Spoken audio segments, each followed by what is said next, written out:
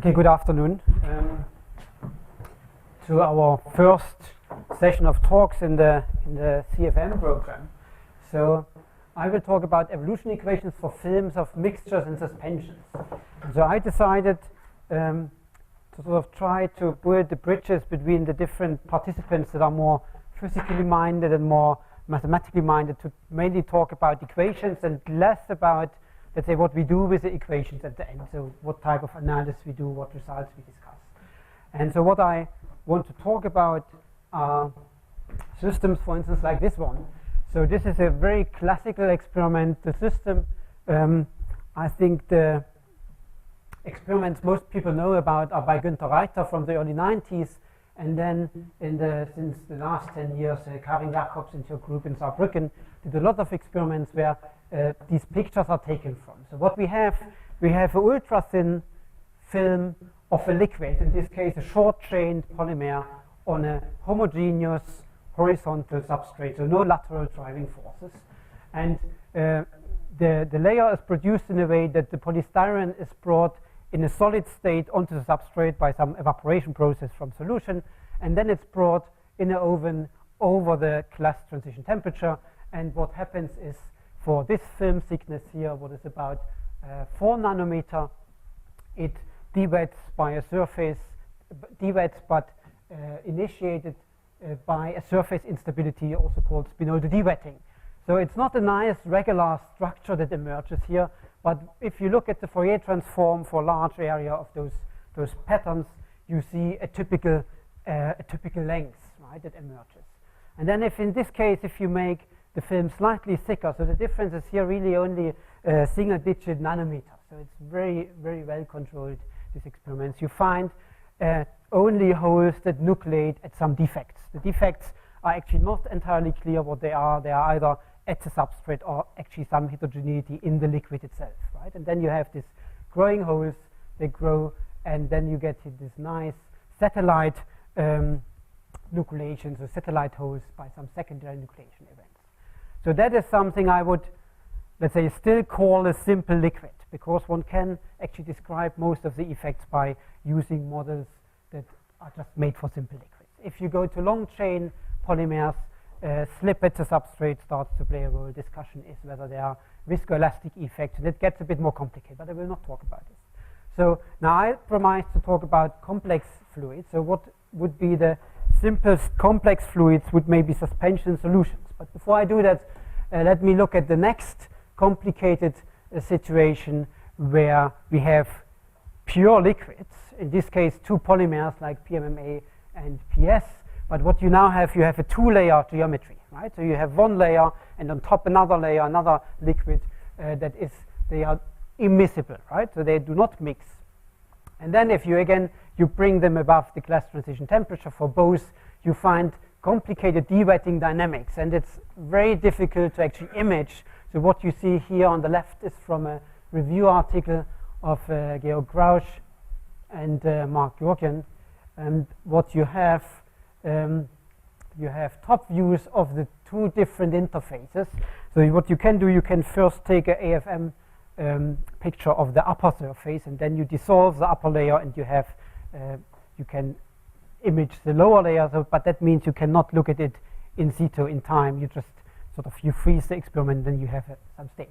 And what they have for some parameter values, they find actually at the lower interface, they find patterns with 2 length scales, right? So with some fantasy, you see here these larger objects that are like larger cells, and then you have the small length scale in between, right? And you can understand this from a linear stability analysis of the coupled system. Then you get 2 length scales. And so on. So on the right is just a snapshot where they cut through the 2-layer system, and they have here this marker layer, this bright line here, so they distinguish the upper and the lower film. And for exactly this geometry, there is quite a lot of work done in the last 5 years by the group of Barbara Wagner, who will be with the program in about 1 to 2 weeks' time, and we'll talk about this, I think, more in detail. Now, if you make the liquid complex by taking, let's say, a solution here of a suspension of nanoparticles, a solution, an aqueous solution of macromolecules. This is collagen in water. This is a solution of aqueous PAA solution on a polystyrene substrate. Then this dewetting pattern, it becomes rather interesting and actually quite beautiful if you look at those fingered structures here. So what happens there now, the dewetting by convection of the liquid, by receding of a contact line, interacts with evaporation of the solvent. And what happens, you find new instabilities due to the collection of the solute at the receding contact line. And then you get instabilities in the mobility because of the different amount of material that's collected by the contact line. And actually for those patterns, they are as of now, I think, not really hydrodynamics models. So what I show here just in terms of an illustration is actually a discrete kinetic Monte Carlo model that's like an Ising model for the liquid-gas transition, and then putting particles in that are only allowed to diffuse where the liquid is, right? And you can play around with such models to see what are the main driving forces of the instability. And it turns out it's really this mobility contrast between the particles, the solute, that cannot diffuse away from the receding contact line, right? So if you decrease diffusion, then you get stronger fingering, for instance. Now, what I want to talk about today are more continuum models. So what are typical examples that you can describe with a continuum model? For instance, there are experiments by Sikun Lin where they evaporate this red solution of polymers or a nanoparticle suspension. It's put in this sphere on flat geometry because they want to slow down evaporation. And that's a cheap way to, without controlling the environment, a chamber also to slow down evaporation.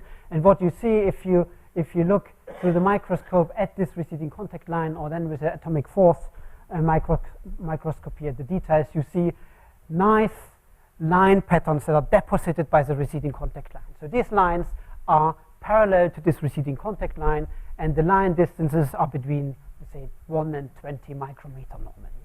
And they change with the concentration. And if you change experimental situations slightly by taking, for instance, larger nanoparticles, you can find lines that are orthogonal to the receding contact line. So this is another example. This is Langmuir-Blodgett transfer of a surfactant layer that is on a bath, right? So you have here a bath, and then you drag out a blade. So you have I call this an active geometry because you have additional control parameter. You control the substrate speed, whereas here this is passive, right? It just recedes. You can still control the chemical potential, but you have not something you drag out. And depending on the speed of that plate, and also on the pressure of this surfactant, the surface pressure of the surfactant, you can find transitions of line patterns that are parallel to this contact line here, and that are orthogonal to this, and transitions between the two these latter structures, right? So these are very interesting things for pattern formation, and now we want first to get some equations that can describe that. So what are they lines of? Yeah, so this here I said it, so these lines would be the nanoparticles that are deposited, or the polymer, and this one is slightly more complicated, so there are actually different sets of experiments, and some experiments really the bright part are the surfactant molecules that are deposited on the substrate. In some other sets of experiments, you have bright and dark parts where you have two different phases of the surfactant, so a liquid expanded and a liquid condensed phase. So you have a first order phase transition that has an interplay with this dragging out of the bath. Right? So another experiment is experiments of the group of Karandanias about spreading of high density surfactants on a liquid layer. So what you see here is a fluorescent attacked surfactant that spreads on a liquid layer. And what is unusual in this picture, so this starts, let's say, at a very high concentration. It's about a dense monolayer, and then this spreads, and you see there's a bright ring that is at the front of the spreading front. And let's say all models I'm aware of for surfactants on a liquid layer, they do not show this overshooting of the concentration at the moving front. Right? Richard can correct me if he. You're wrong. But carry on anyway. Yeah, okay. And so I think Michael Shiro, who comes in July or so, he will talk about these things more in detail. So now let's talk about equations. This is now the general framework why I'm interested in the systems, and now we want to discuss them. So if we think first about the simple geometry, simple liquid film on a solid substrate, and we discuss equilibrium. So in equilibrium, now if we go to a macroscopic situation, we have a film, then we would just say, okay, we have per area, we have the solid liquid surface tension and the liquid gas surface tension, assuming constant density. So that's our energetics for that situation. So if we have no film, then we have just solid gas interface. But now if we discuss situations that are in between, so where the film is thin, let's say below 100, below 50 nanometer, then you cannot really treat the liquid layer as a bulk phase, where you can define a surface tension between two semi-infinite half spaces. And what people do, they introduce a correction term that they call the adhesion energy or wetting energy, and they go from, let's say, per area, from the sum of these two interfacial tensions to the sum plus this additional function, right? It's a adhesion energy, so for h film thickness going to infinity, it should go to 0, and when h goes to 0 or to some cutoff value properly defined, this sum then should go to the gamma solid gas. And then if you write down the overall energy, let's call it F mesoscopic, then you have the surface energies here, the liquid gas one multiplied by the area element, the ratio of the area element of the free surface to the Cartesian element. So this would be square root of 1 plus gradient h squared. And then you have additional the wetting energy, and you want to look at it for conserved volume, right? So I fix here the mean height. And then if you look at papers from from density functional theory, they call this the sharp interface limit of a density functional theory, and they call it interface Hamiltonian, right? Whereas in hydrodynamics, you will actually call it a Lyapunov functional, as you see in the next slide. So what this means in practice is if you have a partially wetting liquid, let's say contact angle, small contact angle, in the macroscopic picture, you have a sharp contact point here. In the mesoscopic picture, you have a precursor film, for instance, in front, right? To get this precursor film, you need a particular F, and this F that many people use has long-range van der Waals interactions, Hammer constant divided by h to the power 3. It has short-range interactions that are very much in discussion, but let's say two typical examples would be a power law with a power 6, minus 6 here, or an exponential expression that would come, for instance, from electric double layer forces, right? And the P I introduced here is actually the so-called Derrida-Gien or disjoining pressure. That's the derivative of this adhesion energy, negative sign. So typical example, the red line here is the case of partial wetting. So where the pressure crosses 0 over h here, you have the thickness of the precursor film, right? So that's the setup for the equilibrium. So now how do you construct a dynamical theory? So starting from the energetics, you would say, okay, this is a conserved order parameter field, our film thickness. So we set up a gradient dynamics for this field H. It's a conserved field, so time change is equal to gradient of the flux, and the flux is now mobility times the gradient of the pressure, and the pressure we write as a variation of that free energy, right? So this is a gradient dynamics formulation, and this is the energy that we need. This is the small gradient approximation of this interface Hamiltonian we had before. So if you plug this in, what you get is an equation that you find everywhere in the hydrodynamic literature, right? What is the thin film equation? So you have now the pressure you can write as Laplace pressure plus this disjoining pressure, right?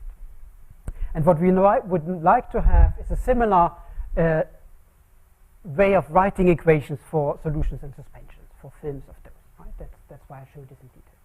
And as we are in parallel with the liquid crystal program, I just want to show you, if you take the case of a strong antagonistic anchoring of a nematic liquid crystal in the film, then if you have this energy functional, so you get the gradient term and the film height, it gives you the Laplace pressure, and you have this elastic contribution that is elastic constant in the one constant approximation divided by 2h square. This gives you the hydrodynamic equations that you find in the literature, in particular in the papers of Anne-Marie Casabat. Stephen Wilson has a version for weak elasticity. Then you have this without the elastic pressure, and there are some works with that have the opposite sign, and one can discuss. What is this elastic term telling us? It's saying that, you know, it penalizes for getting too thin, right? The film, if it were not conserved the mass, it would just drag in liquid from the outside and would get thicker, right, to decrease its energy. But as we have, if it's conserved, it has to rearrange mass, and then it's more tricky, and then it turns out it's actually stable. The film is stable. What is in contradiction to those works at the bottom. So, and one can find the place in the derivation of the equation where the two approaches of let's say the energetic approach and the hydrodynamic approach, where what has to be changed to make them consistent. Right. Okay. Yeah. This is somehow linearized because in order to get the area, it should be the square root of 1 plus grad h squared. Yeah, I mean that's a small gradient approximation, right? That's why you get the 1/2 gradient squared. This is the Taylor expansion of the square root, right? Okay. Now, from hydrodynamic equations, you can also derive the case of 2 layers, right? So you take Navier-Stokes as 2 layers, boundary conditions, and what you get such a nice form of equations, right? You can write it in the form where you have these 2 fields that are the lower and the upper film height, and then you get the gradient of some fluxes, and the fluxes are linear combinations of terms that have a mobility times the gradient of some pressure terms, and these are given by one energy, the variation of one energy with respect to the 2 fields, right? And you can really derive it from the hydrodynamic equation, then bring it in that form. And sort of having seen that some years ago, I really thought one should be able to do the same for suspensions and solutions. So the Q's in this case have this form. So it's a positive definite symmetric matrix.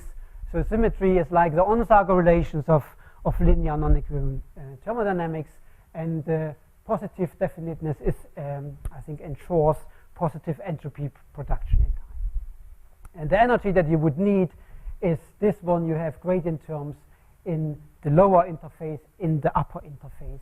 And then you have an adhesion energy or wetting energy that now depends on the 2 film thicknesses and also at the sum, because it's the interaction between the gas phase and the substrate. Right? Now, why do we,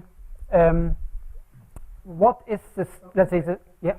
The continuity and stress boundary between those two must give you something that's slightly interesting. In that derivation, it's assumed there is no slip at the liquid-liquid interface, but otherwise you have 2 viscosities that are different. You have 2 viscosities that are hidden in this U, the ratio of the 2. Right. And so Barbara Wagner, what they do now, they do it for the general case where you can have slip at the substrate, slip between the 2 polymers as well, for instance. And it looks, I mean, you can bring it in a similar form, but just this matrix changes, right? All the other stuff remains the same.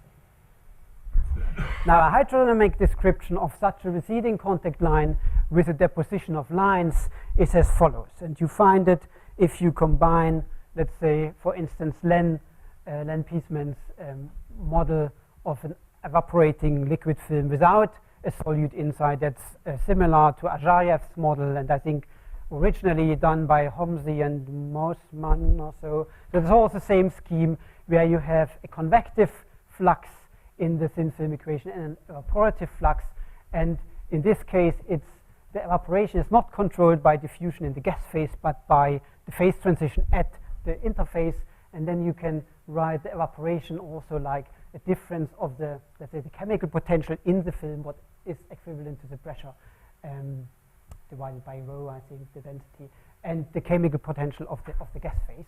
And that's the usual convective term for the where you have Laplace pressure and discharging pressure. Let's say the important element here is that we say this can be a very high concentration, so our viscosity that enters the mobility here will depend strongly on the concentration, right? And what we use here is the Krieger-Doherty law, where it actually diverges at random close packing of the solute, right? And you need a second equation. This you write down for the effective layer height of the solute. What is the height average concentration phi times the film height? And then you have an advective flux where the solute is just transported with a liquid flow, and you have a diffusive flux. And this would be, let's say, these two equations, like I wrote them down here, this would be the hydrodynamic form, and you find this exactly in the same way with the same mobility and viscosity in the work by Richard and Omar from 2003.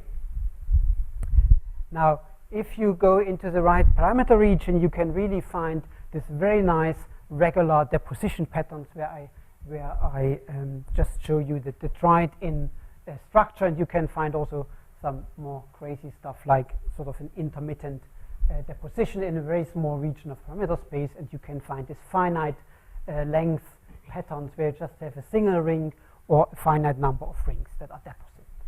And this is robust, the periodic deposition. If you plot evaporation rate and concentration, you see this large green area. These are all these periodic patterns. You can now check out how do the properties of the deposit depend on the different parameters, and you can discuss the transitions at the boundaries of this green area, and you will find that there are various bifurcations occurring, and this is that's the subject of a proper talk, actually. So now, what can this theory do that I showed you just now, and what can it not do? So it cannot describe, in the way I wrote it down, influence of the solute on wettability. It cannot describe the coupling of a possible decomposition of solvent and solute and dewetting. It can not describe, at least in the form it's in the literature, the influence of osmotic pressure on evaporation.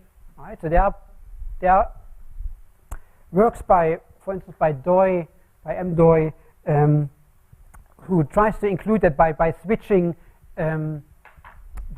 evaporation off above a certain concentration and things like ad hoc solutions like that. Right? We would like to have a theory where all this comes out automatically. So, so how do we go about creating it? So what I first show you is how one writes the standard diffusion equation in the form of such a gradient dynamics. So, I mean, many of you probably have seen it, so I will go fast through it. So we want to have it in this form. We have the diffusing concentration. So we have the gradient of a flux, we have some mobility, and the gradient of this variation of the free energy. So if we say this is a dilute limit, and we think this is the physical free energy, what we have just the entropic term phi log phi, right? With a kT in front and some molecular length scale to the power 3. So if you now choose this mobility, linear in this field, and some d tilde is some molecular mobility, and we plug it in, what we get the chemical potential would be the variation of the F. This is what Julia mentioned as the log phi. And now you see this molecular mobility times kT divided by a to the power 3 gives us the diffusion constant. Right? So this would be the gradient dynamics form of the diffusion equation. And now what we would hope that if we plug together this energy for the solute, then the interface Hamiltonian for the wettability and the capillarity, we get our equations that we know from hydrodynamic in the dilute limit. And then we have a tool, if this works, then we have a tool to expand this to include more interesting energetics. Right? So that's the strategy. Now, the starting point was now to say, if these are two conserved fields, film height and the effective layer height of the solute, it should have this form for the conserved part. And if we want to include evaporation, we would put in the volatile solvent, we would put such a term. So in pattern formation, you would call this an Allen-Kahn term, and you would call this a combination of Kahn-Heyer terms.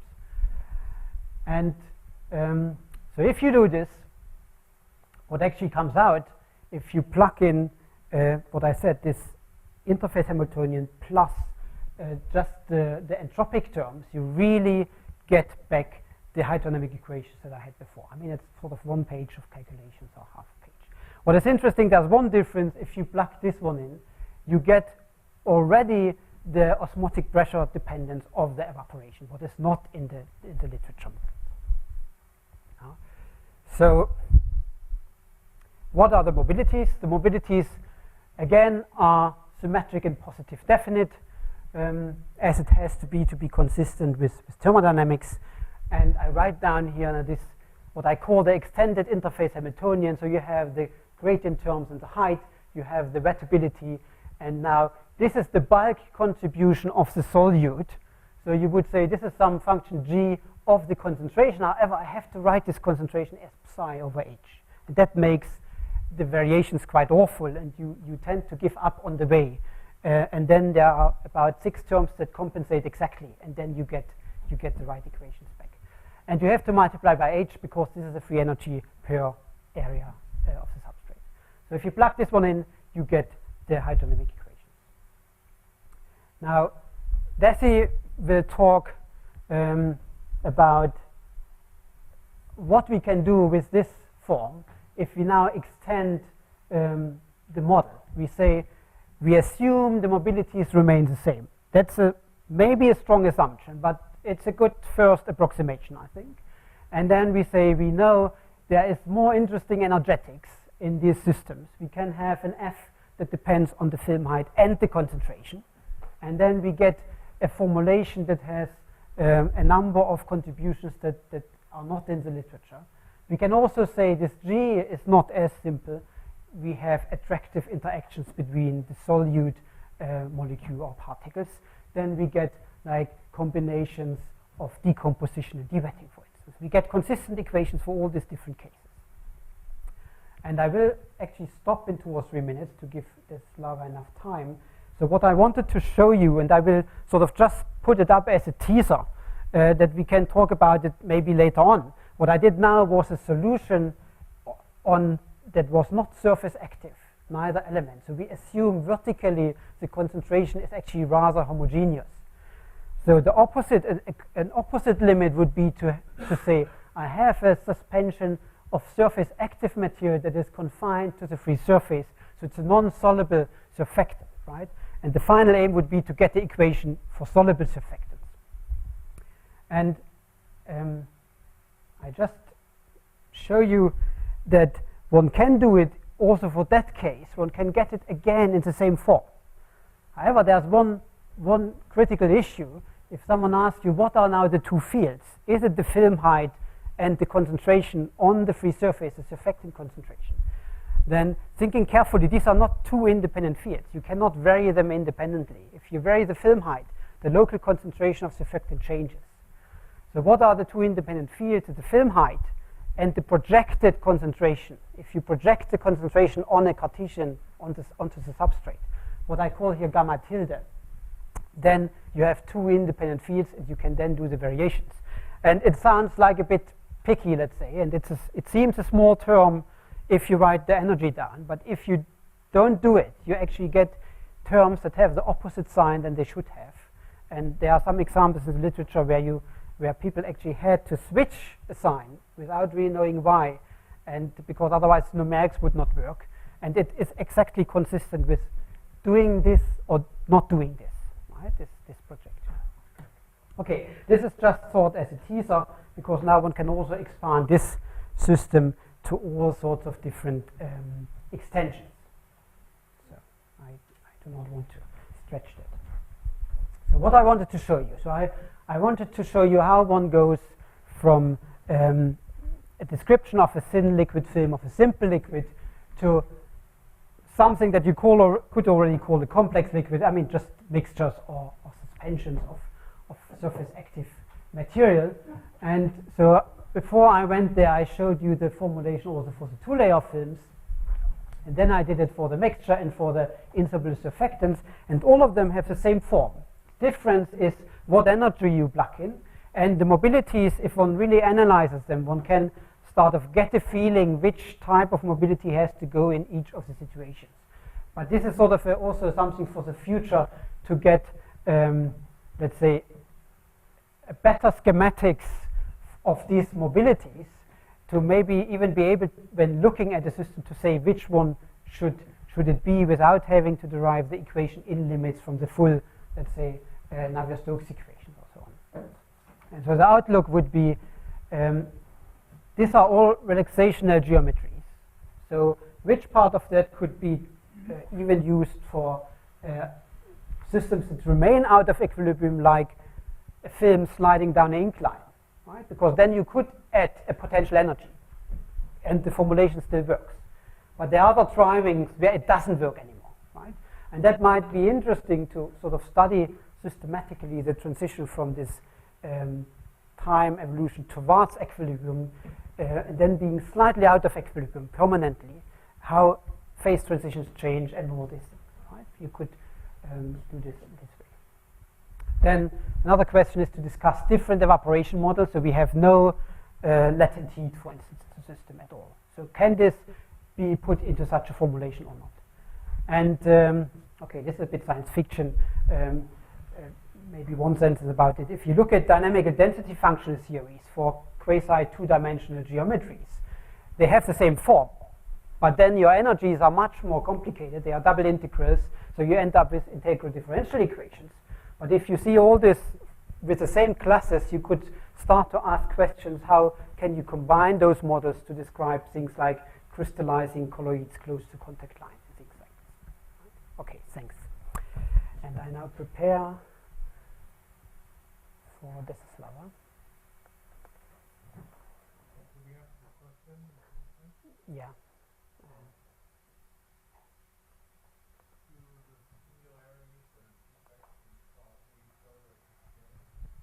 Form in the models that you showed us here? You mean the holes? Yeah. So the model is the discharging pressure I use, this wetting energy, has the pressure that crosses zero, right? And this zero crossing gives you the thickness of an equilibrium layer. And so if you see a hole in the experiment, what is there actually in the experiment? And I mean, there's a dispute between different experimental groups. Is there really a precursor film of 1 or 3 nanometer thickness, or is there not? And it seems to depend on the system. So in that sense, it's not a singularity. There is still an ultra-thin film. What is as well in the model, right? So you would see a hole that becomes deeper, and then there's an ultra-thin film that remains, and then the hole starts to open. Right? So if you take out of the model the short-range stabilizing interaction, then you get a singularity, like for instance, studied by John Lister here at Cambridge. Right? Well, I also forgot. Did the diffusivities in your Q matrix depend on all of the variables? So these mobility functions depend on the fields and on the transport coefficients, what would be viscosity and diffusion constants. I know, but you have a system of nonlinear diffusion equations. Do the mobilities depend on all the variables in the system? You mean the field?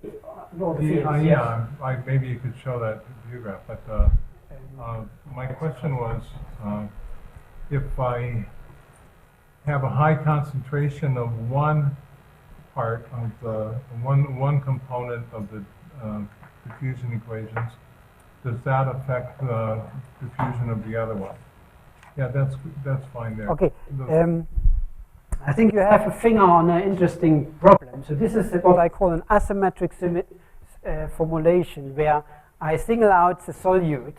So I keep the film height as an overall height, and I single out the solute. So I do actually not have solvent diffusion, right? So I have upstairs a manuscript where we try to sort these issues out by doing a symmetric formulation between the solvent and the solute. Right? Then you would have in this mobility matrix, you would have in the upper left diagonal term, you would have a second diffusion coefficient. I mean, you would have such a term also up here with another diffusion coefficient.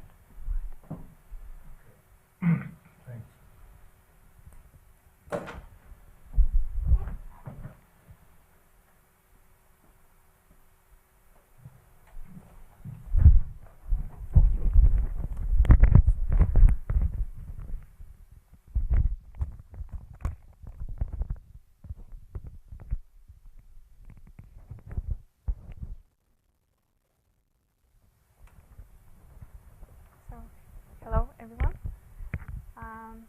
I'm going to talk, as Uwe said, about another example.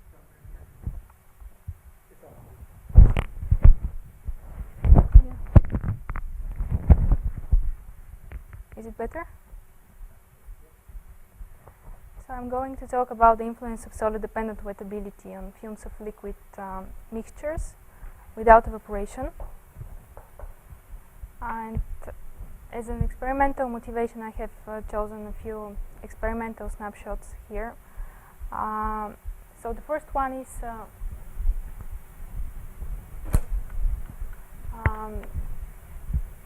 showing dewetting in thin polymer fumes, and these are the patterns of droplets which form as the fume duets. And this is in simple liquid, so it's a single type of polymer on a solid substrate.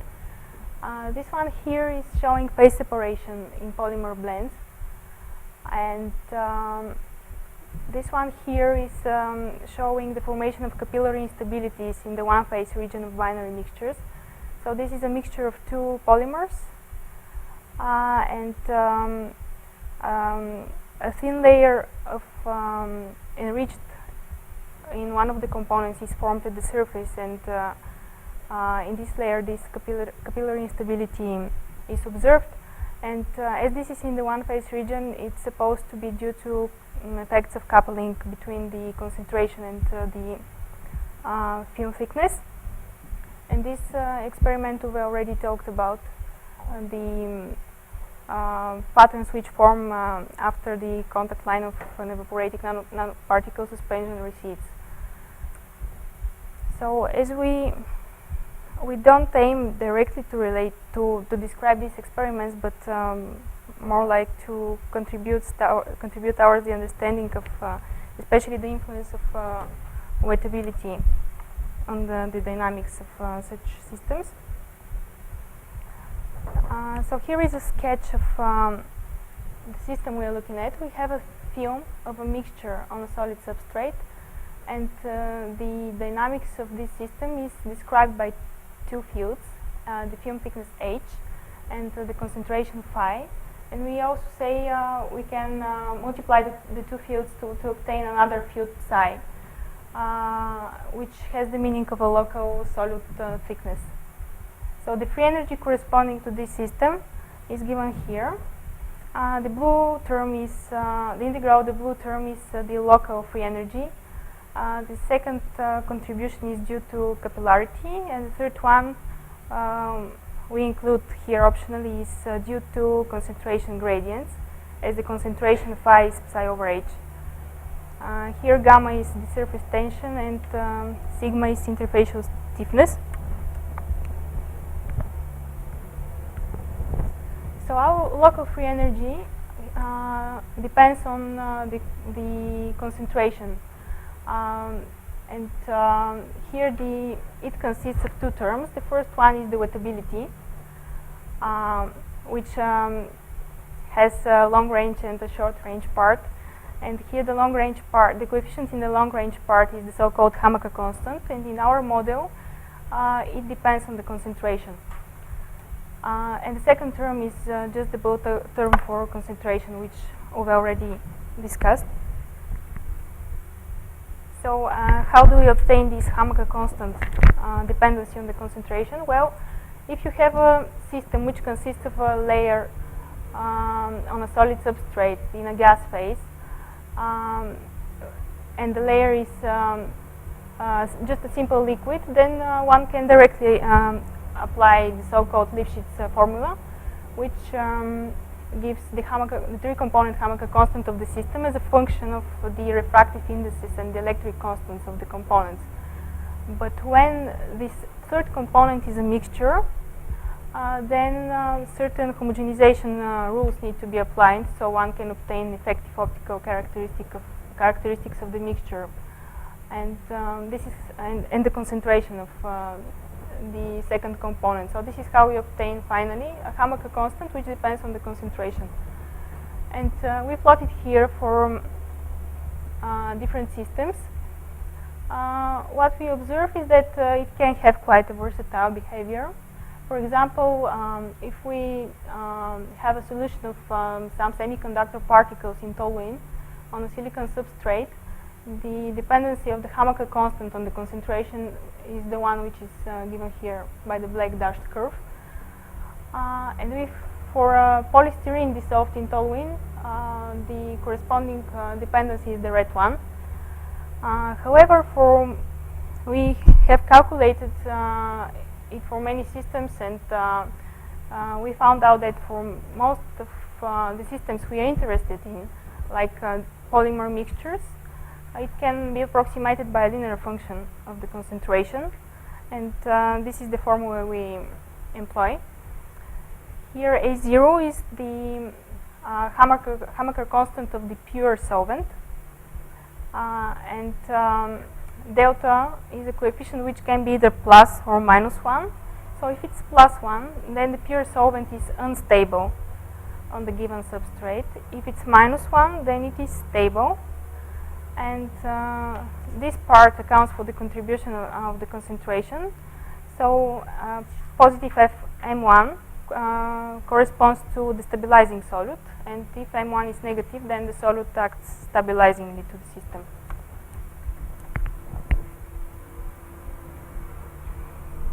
So we now plug in our free energy into the system of coupled equations describing the evolution of the film thickness and the local amount of solute. And the mobility coefficients are given here. They are the same which Uwe showed to you.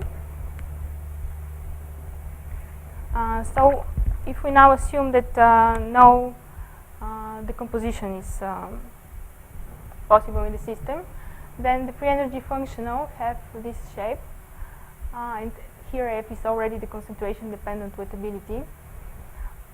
So the fluxes by definition are written here, but when we substitute the functional derivatives and their gradients, we obtain the right hand side of these equations, and the terms in red which appear here are purely due to the introducing of the dependency of the concentration in the free energy functional, and they are not common in the literature because usually it is assumed that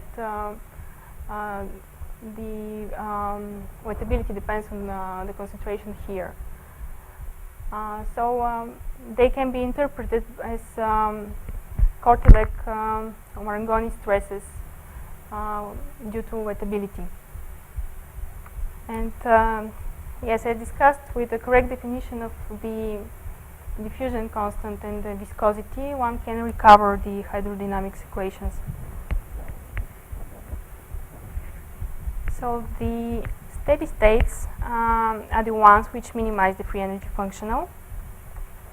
And what is written here, the Euler-Lagrange equations. Here mu h and mu psi are the Lagrange multipliers, accounting for mass conservation of the two components.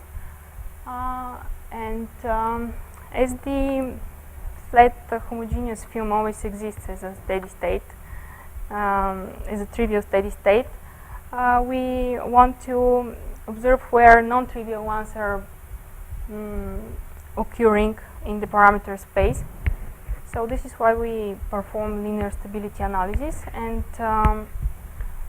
we impose a small perturbation on the film thickness and the solute thickness, and linearize the equations and obtain our dispersion relations, which are given here. And also we find the critical wavelengths and critical wave numbers, and the regions where the film is unstable, or is the one where the dispersion relation is positive, or for wave numbers smaller than the critical one. So we use these to obtain the stability thresholds in the space of the parameters describing the system. So what is written here is the non-dimensional form of the free energy functional, and all the parameters in blue are non-dimensional parameters. And I want to bring your attention to this parameter M2, which is a relation between two length scales, the vertical length scale L and the molecular length scale of the solvent A, and also a relation between two energy scales, KT over A0, which is the Hamilton constant of the pure solvent, and it has a dimension of energy. So if you fix A0 and the length scales, we see that M2 is basically proportional to the temperature. So what is plotted here on this figure is the stability thresholds in the space spanned by the parameter M1, which is this linear coefficient, and the parameter M2 for two different film thicknesses and concentration of the solute 0.2. The stability regions are marked unstable, stable and unstable, and the dotted line is the line we obtain for the decoupled case, so where we assume that the concentration of the solute is homogeneous everywhere in the film. So you can see that the coupling has quite a dramatic effect on the stability of the system, and we can switch from linearly stable to linearly unstable regime by reducing the parameter M2.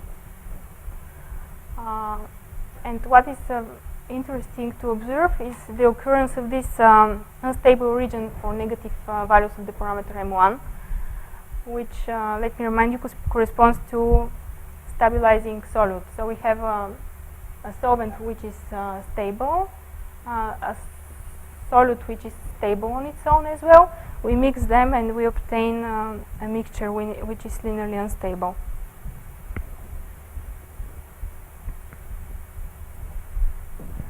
So now I take the green curve from the previous slide and choose a point out of this unstable region. For example, let's say M1 equals -3 and M2 equals 10 times 10 to the -4. We perform numerical continuation in the domain size L to obtain the corresponding non-trivial steady states. So the measure is given here. This is the norm of the film thickness. The red curve is the norm of the concentration, and the blue curve is the corresponding total energy of the system. And here at the bottom you can see the corresponding film and concentration profiles. The ones on the top are the concentration profiles, and here these are the film thickness profiles, and these are the concentration profiles for different system sizes. As you can see, when increasing the domain size, the system tries to minimize its energy by adjusting both the concentration and the film thickness. Also what we observe is that when we go towards large domain sizes, the shape of the solutions change and they become rectangular. So we have two coexisting film thicknesses and concentrations. And we actually can obtain them by thermodynamical considerations. So if we assume that we have two coexisting film thicknesses and two coexisting concentrations, in thermodynamical equilibrium we have that the ground potentials of the two states are equal, and the chemical potentials are equal as well. And as we have four unknowns, we need a fourth condition to determine the four unknowns. So we impose this geometrical restraint, and that the transition between the two regions occurs at the same value of x for the two fields. So we have four conditions for our four unknowns, and we can now directly determine h1, h2, and phi1 and phi2. And this is done here for a case previously considered on the previous slide. So we take one of these rectangular profiles for m1 equals minus 3, m2 2 times 10 to the minus 4, and plot the binodal curves for this case for either fixed concentration or mean concentration or fixed mean film thickness. And the cross section of this case with the binodal curves actually exactly gives the binodal thicknesses and concentration which we observe here. So we can predict these coexisting film thicknesses and concentrations using our binodal conditions. And before concluding the results section, I would like to talk a bit about the time evolution of our system. So still for the case when delta is -1 or the pure solvent is stable. And here we observe the evolution of the flat homogeneous film in time. So this is h, this is psi, and this is over time. On the right you can see that the time evolution exactly converges to the steady states calculated by numerical continuation. And if the domain size is much larger, what we actually observe are series or patterns of droplets which in a very long time, which need a very long time to merge together and to form a single droplet which has a rectangular shape.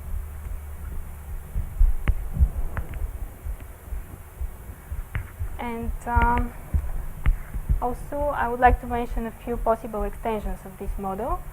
So if one wants to study weakly interacting particles in systems where no decomposition is expected, one needs to change the bulk term in the concentration with one which has a square of the concentration in it. Another possible interaction is when one wants to include strongly interacting colloids, where the composition effects are possible. So here the bulk term needs to be replaced by this one. And by doing this and replacing it in our pre-energy potential, we can recover directly the long wave limit of model H, which recently was derived by asymptotics, and the derivation is quite lengthy, and this model achieves it in a few lines. And another possible extension is when one wants to include solid dependent capillarity.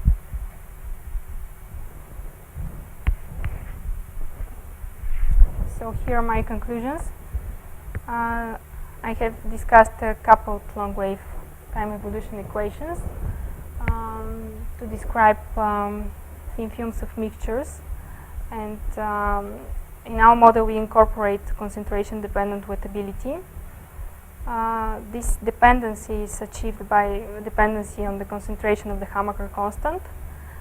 We study the linear stability of the system and determine the stability thresholds. We also perform time simulations and compare them to the steady states and the results for the binodal, for the coexisting states of the system. I would like to stress that the new modes, new instability modes which we found are coupling induced. Thank you for your attention. Okay, we have time for some questions.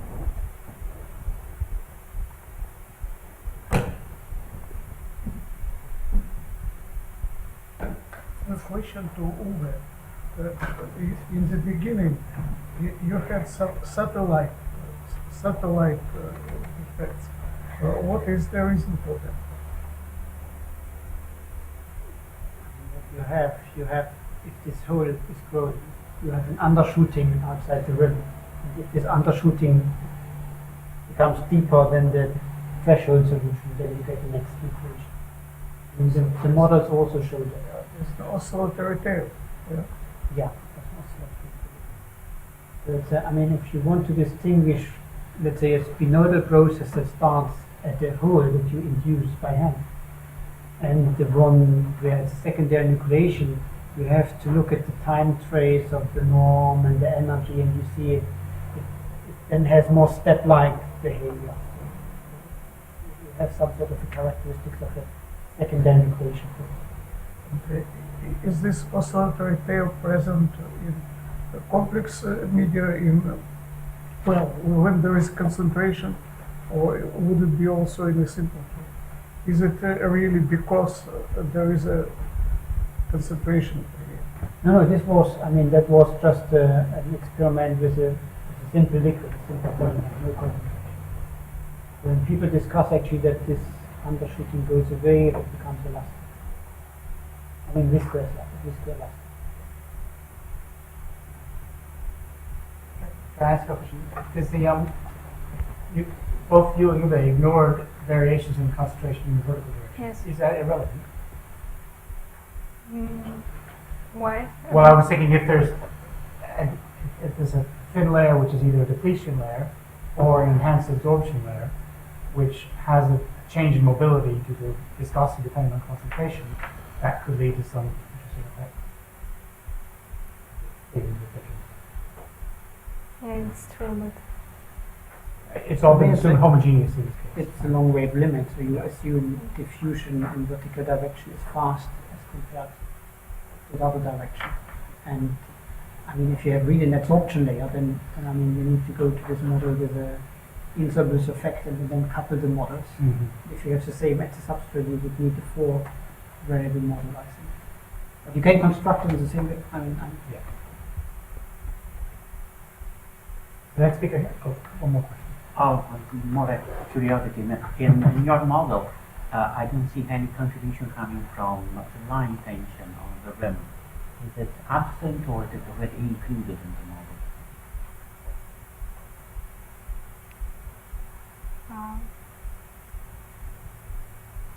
Well, it's a precursor of your model. So, Well, the short answer that there is no line tension. Line tension is per se is not present really in this physical because everything is three-dimensional, and the line tension can be even negative if you formally compute it on a certain definition, and nevertheless even negative tension will not induce instability. So line tension is just not a useful thing. but it's included. It's What automatic. is that? I mean, it's integrated. It's integrated over the discharging pressure. It's integrated up. Essentially, it comes from the rapid variation of the profile, and it is included. That's It's what my automatic in there. my So we should probably leave time for the next talk. So let's thank you again.